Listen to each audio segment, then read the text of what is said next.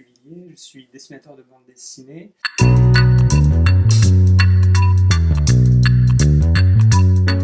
Le dernier album qui vient de paraître, il a été réalisé en compagnie du journaliste Benoît Colomba. C'est une enquête que l'on a menée pendant à peu près 4 ans.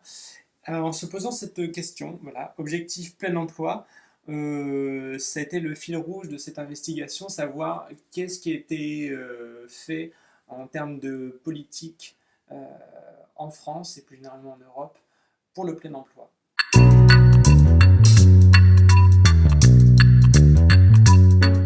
Alors, ce qui serait mon monde sauvage, c'est mon monde à moi, celui de la bande dessinée dans lequel j'évolue maintenant depuis pas loin d'une quinzaine d'années, qui est un milieu très bienveillant, mais d'un autre côté, un milieu extrêmement libéral, très concurrentiel, dans lequel le statut des auteurs est très précaire. Il n'y a pas d'assurance chômage, il n'y a pas de caisse de cotisation retraite. Des grandes difficultés pour fédérer toute la multiplicité des auteurs. Et voilà, malgré toute sa beauté, sa richesse, ça reste un monde très sauvage.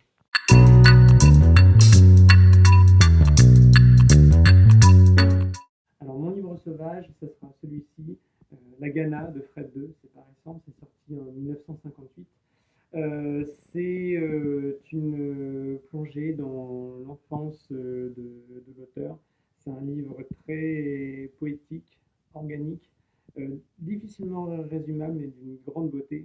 Je vais vous lire un extrait, un résumé fait par Maurice Nadeau, qui fut l'éditeur de Fred II, qui dit ceci. La Ghana baigne tout entière dans cette poésie cruelle et violente qui est celle de l'enfance aux prises avec des mystères trop grands pour elle. Cette poésie transforme le sordide en objet d'art. Elle permet de substituer au dégoût ou à l'apitoiement facile la révolte. Elle entraîne un ouvrage qui aurait pu n'être que remarquable et en marge dans les grandes eaux d'une littérature qui aide à vivre. Voilà, c'est très très beau. Et puis bon, quand même, je ne peux pas m'empêcher de ne pas vous parler d'une bande dessinée. Et voilà, c'est Celestia de Manuel Fiore, qui est pour moi l'un des plus grands auteurs de bande dessinée contemporains.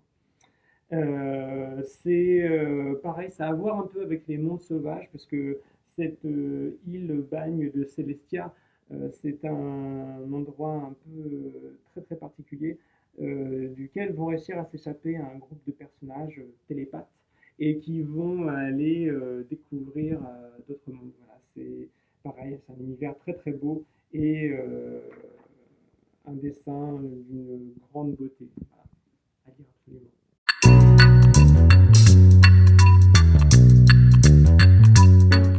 Alors, ma musique sauvage, ça serait ça.